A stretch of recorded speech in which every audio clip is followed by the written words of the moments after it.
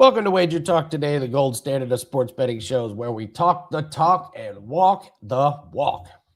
That is exactly what we do here, Andy, and I am pumped up for a Wednesday edition. We got NBA Finals Game 4. Hide your Spurs jerseys. That's all we'll say there. Skee is going to be joining us. We're going to talk Sparks and Storm as well with him. We got 2 baseball games with the great Bryan Power, but right now, Andy, we have your Wager Talk Today play of the day, and we're going to that aforementioned Game 4. What are we eyeing here, brother? Going to go obscure because I think those are the best props to take. We're going with Jose Alvarado. Very low number here. 5.5 points plus rebounds plus assists. He's had 12, 7, and 8 in the first 3 games of the series. His minutes are very, very consistent. 11 minutes per game. He comes in and spells Brunson. He's getting 4 potential assists, 4 rebound chances, and 5 field goal attempts. That adds up to 13. And when I do these player props, what I need to see from the field goal attempts, the potential assist and rebound chances, I need him to be more than double what the number on the prop is. So this checks all the boxes here, Dan. I do think this is a game because I believe they have a couple days break. The starters, they're going to be in there. They're going to be playing a lot of minutes tonight. But they're not going to be playing all of them. So guys like Alvarado are going to come in, and someone like Alvarado knows got to come in hot. So I look for him to. I got 10 minutes to get my stats in, so let's do it. Let's roll with Jose Alvarado, and this is a client play. I have put this one in officially. Yeah.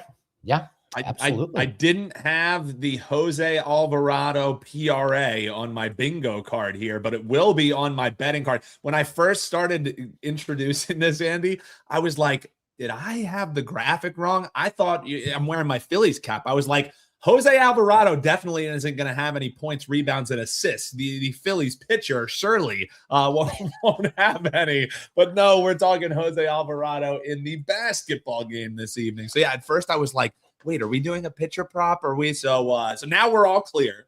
Jose Alvarado, PRA. Let's do it, Andy. Let's go over, brother. Yeah, we had a nice hit yesterday.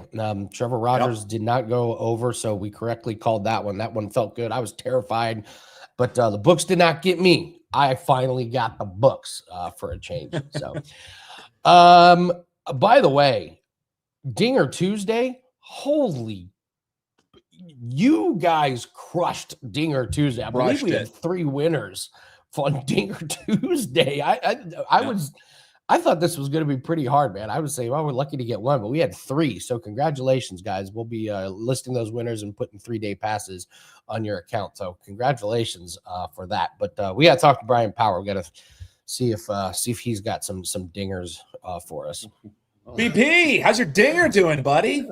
Dinger is doing okay, guys. I guess that's a good thing, and glad to be here with you here today. Talking a couple interesting baseball games. Boy, is everyone good. I'm just going to give you a heads up. You're all going to really strongly dislike what I say about this Dodgers. Hell yeah. That's we love that, BP. That's why we love when you're on, because BP ain't afraid of the comments section. That's one thing I know about my man, Bryan Power. No. In fact, you invite them. All right, brother. Well, invite them to tell me you're not fading Shohei Ohtani, are you? I mean, yesterday we joked about how Lauer was on the mound for the Dodgers and, how were the Pirates favorites? Well, it all blew up in our face because the Dodgers just ran roughshod, I guess we could say, over this Pirates lineup. So now we got Dodgers Pirates part 2 here. As I mentioned, it looks like we got Shohei on the mound, which is why you're seeing this minus 190. Jones opposing him is what I'm seeing as my projected pitchers. This one going at 640 BP. What say you? Repeat of last night? Well, Dan, what interests me a lot of times when I'm breaking down a matchup, and we have a data point as a series progresses. Always interesting to me how the individual starting pitching matchups influence the money line pricing on a game-by-game basis. You've kind of set the table here. Last night, we saw the Pirates close as a $1.20 favorite with Paul Skeens on the mound against the same Dodgers team. If you caught yesterday's edition of the Morning Wager, Mark Zell and I, we kind of had a bit of a different take. I said there was no way, not even at home with Skeens starting, that the Pirates should be a favorite against the number 1 team in my power ratings. Oh, by the way, the Pirates were 0-4 in Skeens' previous 4 starts. Well, you can now make it 0-5 because Dodgers won last night by a score 12-3. Wasn't necessarily on Skeens, obviously, when he exited in the after the sixth inning game was tied 2-2. Obviously, don't need to fill you in then. You guys can just guess how poorly things went for the Pirates bullpen last night. But you fast forward to today's game, and Dan, as you laid out, the Dodgers are huge money line favorites, around -200 with Ohtani starting. And I'm not going to tell you that starting pitching should not be a significant part of your handicap when betting baseball. It should.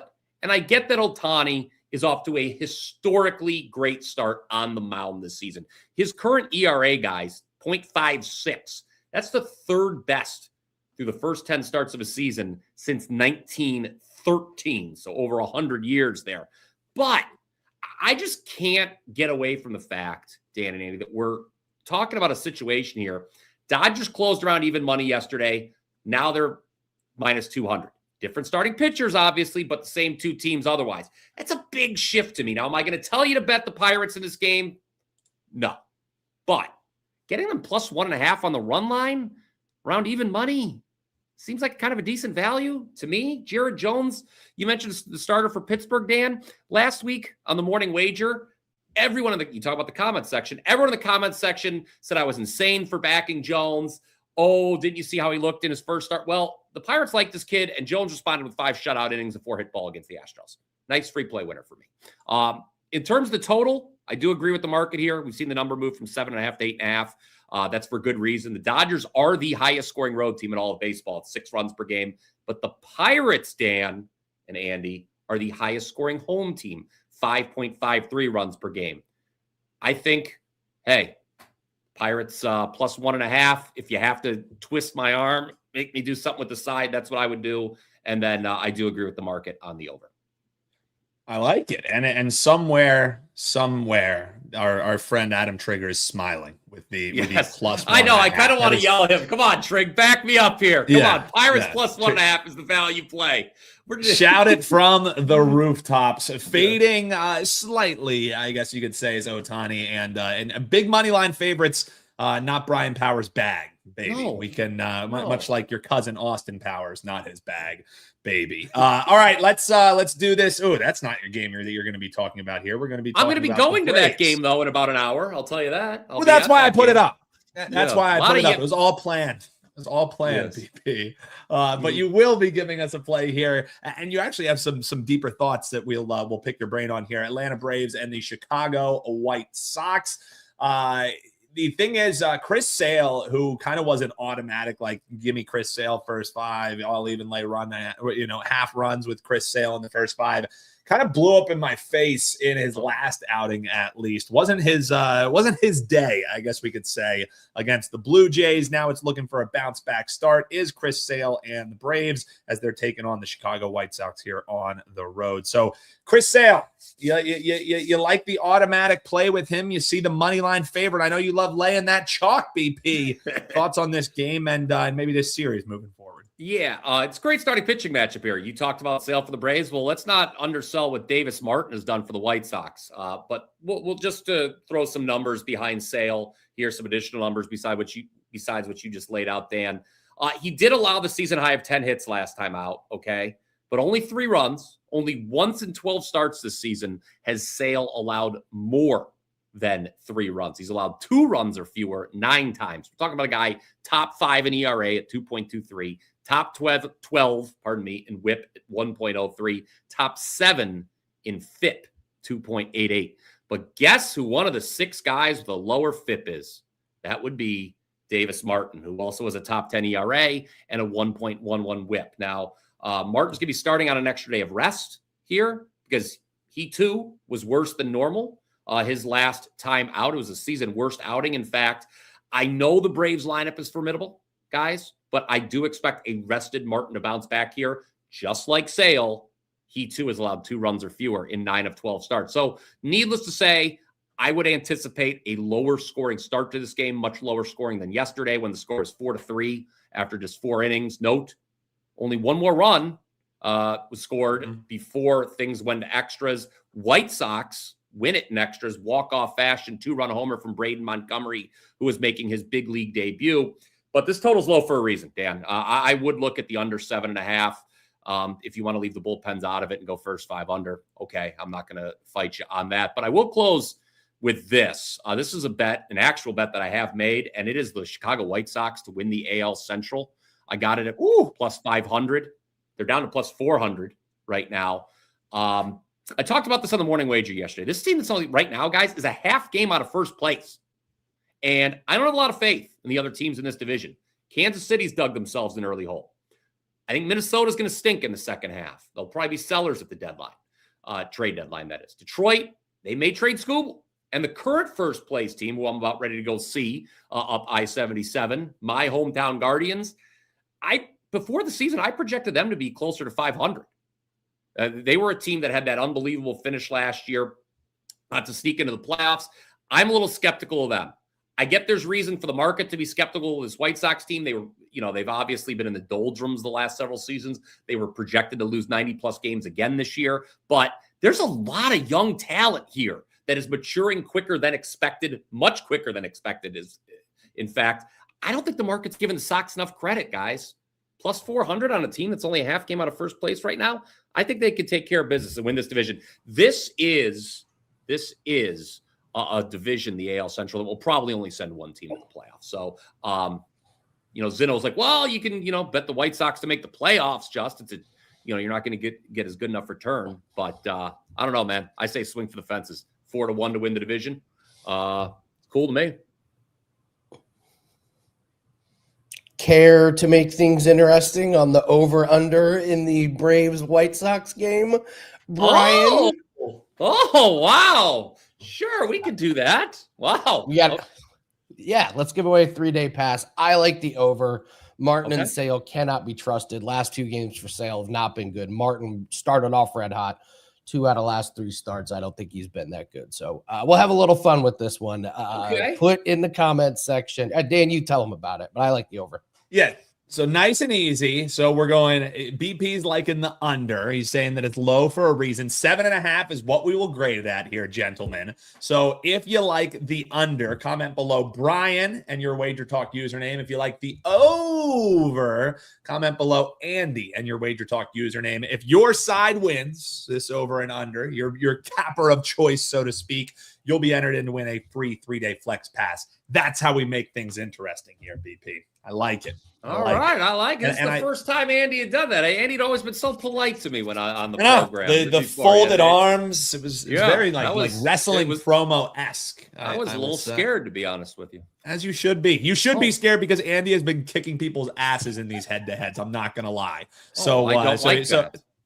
Yeah, so that unfortunately is what I have to report for you. I thought he was going to have pushback on your thought that Chicago is going to win the AL Central, but so did I. I was like, all right, I didn't know I'm going on a limb. Yeah, he zigged. He kind of hit me with the 1-2 there. No, yeah. Andy hates it because sometimes for like I'll play of the days, I'll give like a future or a game that's like on Saturday, and Andy's like, no, people want action today. So he's like, no, we'll talk about Bryan Power's crazy take that Chicago is going to win the AL Central for the first time since 2021 on another day. But today we're facing off over and under. Comment below, Brian, or your comment below with Andy. I'm glad Sean brought this up, Andy, because I was going to ask the same exact thing for our man BP. You are at the game. One of the running bits of this show, the best betting show ever, the morning wager, basically the running bit of Bryan Power's life, is that he's going to a game. You bet the under. Sean asked, you mentioned that you're going to that Cleveland and Yankees game, much to the chagrin of our friend Mark Zeno.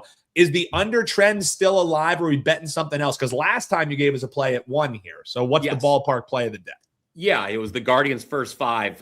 Boy, did they leave that late when they got all their runs with two outs at the bottom of the 5th. I would bet the under in this game. Look, guys, you talk about the New York Yankees. This was a team that all season long has scored fewer runs per game on the road than they have at home. And oh, by the way, significant absence in that lineup right now. Aaron Judge not playing. I gave out the under for yesterday's game on the morning wager. As a matter of fact, I had talked about the series opener. Not only did that go to extra innings, which inflated the number of runs scored, there was a lot of sloppy play in the field in the series opener early on, which led to 3 additional runs being scored that should not have been scored. So look, second straight time, Dan, that I'm catching Parker Messick live and in the flesh. He started the last time I went to a Guardians game. I think he can do a good job here. Rodon, I think, can do a good job for the Yankees. So yeah, if I would co-sign the under. It's not a client release or anything, but you know what? If I get to the game in time, I'll probably be on the under too. Why not? It's alive and well. BP, what do you got rocking here for tonight? WT.buzz/BP. Also, speaking BP, the WC World Cup is kicking off tomorrow. We got Mexico in action. I think that game's at 3 p.m. And then our other game that we got is going at 9 p.m. So some soccer action coming your way. You said you're going to start this tournament slow, learn a little bit here in group play. But what are you going to have rocking tonight for clients and as we head towards the weekend, brother? Yeah, for tonight, we got a 2-for-1 deal going on right now. You can get my top Major League Baseball bet as well as my bet for NBA Finals Game 4 right now at my page. It was a tough loss last night. I got too cute laying the half run with the Reds in the first 5. I thought, hey, if the Reds are going to win, it's going to be because they're going to get up to a good start. Well, wouldn't you know, it was 2-2 after 5, and they wound up actually stealing it in extra innings. Nevertheless, we are still up over 40 units since April 17th, 58-38 all sports run. We are 32-18 our last 50 Major League Baseball bets. And going back to last year, 30-14 in the NBA playoffs at a 68%. So you get 2 plays today, $29, WT.buzz/BP. And as Dan did indicate, probably nothing for me on the first 2 days of the World Cup, but there will be plenty of World Cup action as this tournament progresses at my page. Don't threaten me with a good time, BP. Best of luck. Have fun at the game, man. Under. The streak continues. Appreciate you. WT.buzz/BP is where you can find his best bets at. And Andy, man, we have a play that has been put up that we absolutely love. This evening we have some plays. This weekend we have some plays. Buy 3 days and get 3 days free. You can get 6 days of action. That's what I'm going to suggest that they do when you head on over to WT.buzz/AL, because the next 6 days for us, Andy, volume will be had, and it's volume that we're liking a lot. Yeah, it's pretty interesting because it's kind of a dead time of year, and it's really not. We went 2-1 on the $5 Tuesday play, so thank you everybody that got all 3 of those. That's two straight winning $5 Tuesday days. So I know those are important. We have a lot of people that jumped on board for those. But 4% NBA best bets, those have been absolutely crushing the 4%ers. We got MLB. Me and Skee are doing. We both had some winners in WNBA. We ended up on the exact same play, which is kind of amazing.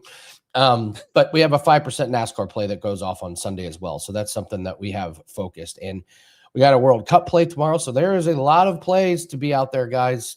Player prop and MLB went up. We're on a 12-2 MLB run. So we are seeing things really, really good. Johnny pointed out we're number 1 to start off June. So running really hot. So WT.buzz/AL. And yeah, this is a great time of year for specials. WagerTalk runs a lot of them just because there's not a whole lot going on. So we'll run a bunch of specials. Save people some cash. Yeah. Seriously. Yeah. It really is smart, guys. We got good long-term specials up there. You just want 3 days. You're going to get 3 free. You want to get everything up until football starts to give us a little bit more long-term to show what you're doing. Or if you've seen what you like and you want to jump on board for a year, that's discounted down as well. So a lot of good actions, a lot of good action. So, all right, we got to bring on Skee. We got to get our basketball fix. That is in. We're going to talk NBA and WNBA. Skee, how are you, sir? Happy Wednesday. What up, fellas? I'm good. I can't complain at all. Yesterday we both had a winner. That Valkyrie's game over. So I'm happy, man. Everything's been going well. NBA's going well. WNBA winner. See if we can win again today. Yeah, before we talk about the game tonight, what's been your take on this series? Knicks lead 2-1. You could argue the Spurs stopped that momentum, that huge run that the Knicks are on. What's your take on the series so far before we talk about tonight's game? My take on the series so far is it was surprising. One of the games, I think it was game 2, the Spurs just, were very disappointed. I thought that they were a lot better than they showed, but in this last game, I mean, that was pretty impressive to me. I mean, it was more of the Spurs. The more of the Spurs that I expected to see throughout the series. They made some pretty good adjustments. And now it's looking like it's time for New York to see if they have a counter. So, as much as everybody thought Knicks in 4 series is already over, we could really have a competitive series. All right, well, let's do it. Let's talk about game 4 tonight. Knicks are obviously at home. We don't have the you could call it a distraction that we had in the last game, but altercations after the game. New York still coming in as a little favorite, -2, over under at 216.5. What's your take on this game? My bad. My internet, I guess, cut out for a second. But yes, on the show I do with Rob, I absolutely did call it a distraction in the last game. This game, I talked about some of those adjustments that teams were making. My bad here. I guess I need to go a little bit up. Talked about some of those adjustments that they made. And for the Spurs, like a lot of the struggles they were having was they weren't able to get out in transition. New York made a consistent effort to get back and protect the paint and make them have to beat rotations and shoot over the top. And after a couple games, trying a couple different things that didn't work, they finally found an adjustment that did work. They brought the double screens, and it didn't allow New York to kind of tag Wemby and keep him out of the paint. He had a lot more access to the paint in game 3. So New York has been a really good defensive team. I thought game 3's adjustments were going to be more offensive. I think this one's going to be more defensive. New York, they win 13 games in a row, really elite defense. I think that there's some things that they can do. Does it mean that they're going to win? I'm not sure about that. The Spurs could very well be up 2-1 in this series. I think a lot of people are still not giving the Spurs enough credit. So I think we'll see a lot of defensive adjustments, especially from the Knicks side. And I think that the Spurs shouldn't be overlooked. Yeah, this is just going to be. Do you buy into the officiating thing? I thought it was nonsense. You bought into it. Okay, tell. Watching that game, I mean, for one, we all say the same thing all the time, right? I mean, the NBA is going to make more money if we go to more games in the series, right? And it just so happened that in the second half of the game, what was it, 24 free throws for the Spurs compared to 8 for the Knicks? I mean, I don't think it's too much of a coincidence. So I like what Mike Brown said. He said, yeah, we fouled some, but they fouled too. I just have seen it too many times to ignore it. That's just me.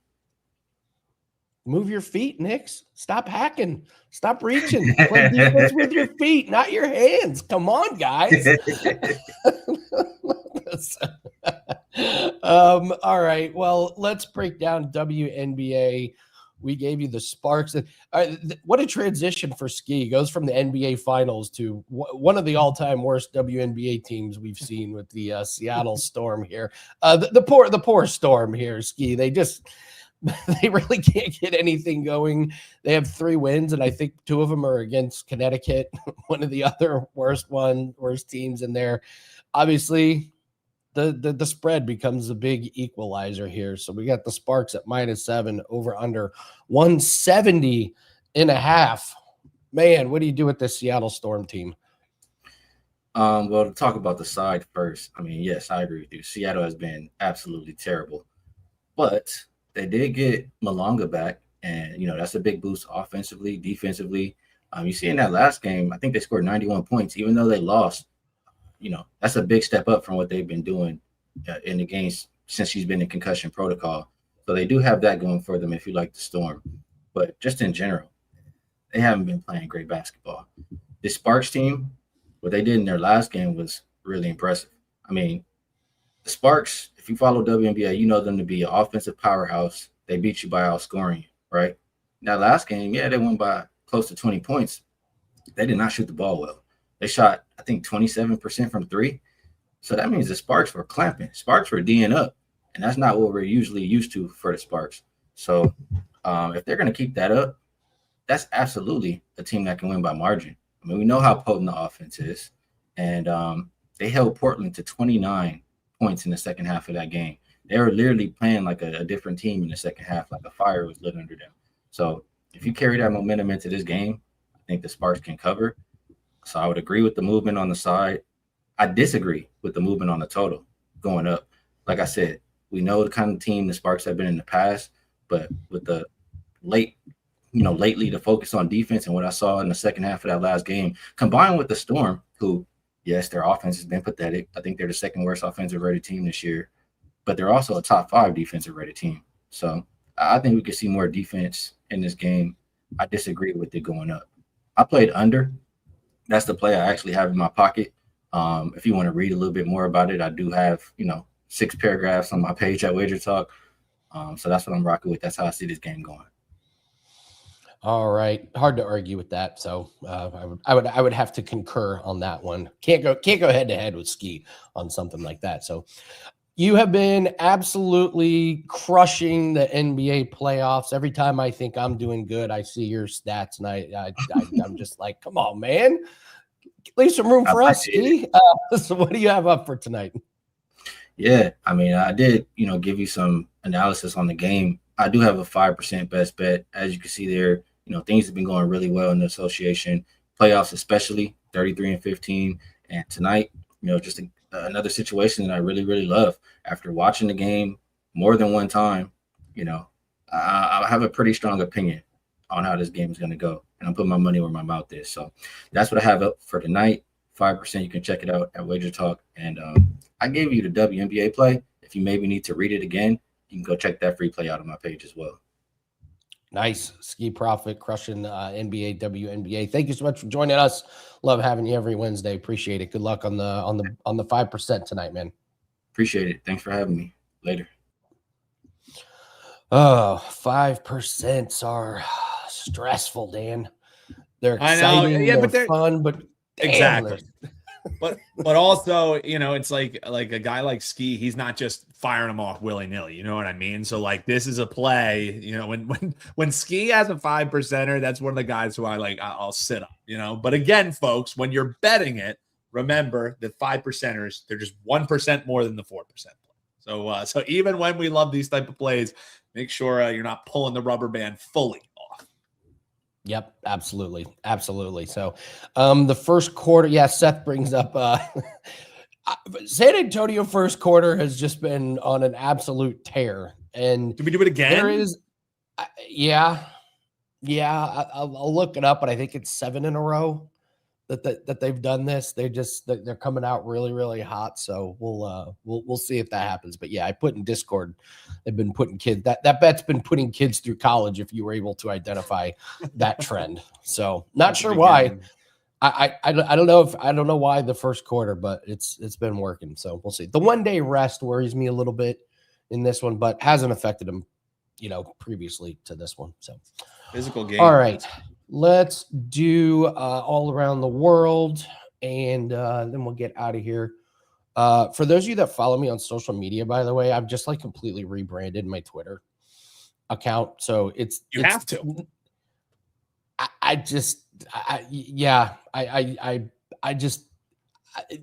The algorithm is messed up. I can't talk anymore about sports betting on TikTok with the new ownership and stuff. So I've rebranded it to go over reselling and some of my other businesses. It's just an overall, look at, my journey of building businesses. Seth, you should do this. Seth, you should totally do this with your beef jerky business. Cause Seth goes to trade shows and conventions and stuff with his jerky. But we totally did the storage wars thing, Dan.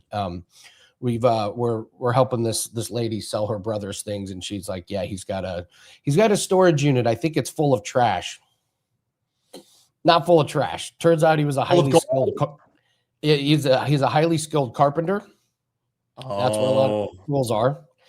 And it turned out he lived in Arizona and Alaska and was an avid hunter, fisherman. The fishing gear, top of the line, dude. He has a deep sea fishing rig. The reel's the size of my head. Badass. That's badass. Fly and lures galore. And he did not go with the cheap shit. So that was fun. We actually went live on Twitter and went through the whole going through a locker and see, that's the now play on Twitter. It's a shame, dude. It really was my absolute fit. It's where I got all my news from. It's where I would interact with people. And interaction on that site, the artist formerly known as Twitter, is just like an all-time low, man. It's a shame. You know, you go to your For You page, none of the shit that's on the For You page is anything you've wanted to search before. So yeah, it does feel like you're stuck in a little bit of cycle on that, man. It's brutal. Andrew says my new cover on Twitter looks great. RJ says assist from AI. No, not the assist. Did the whole thing. So there you go. Who does their own graphics anymore these days? What is this? What is this? 2021? Come on.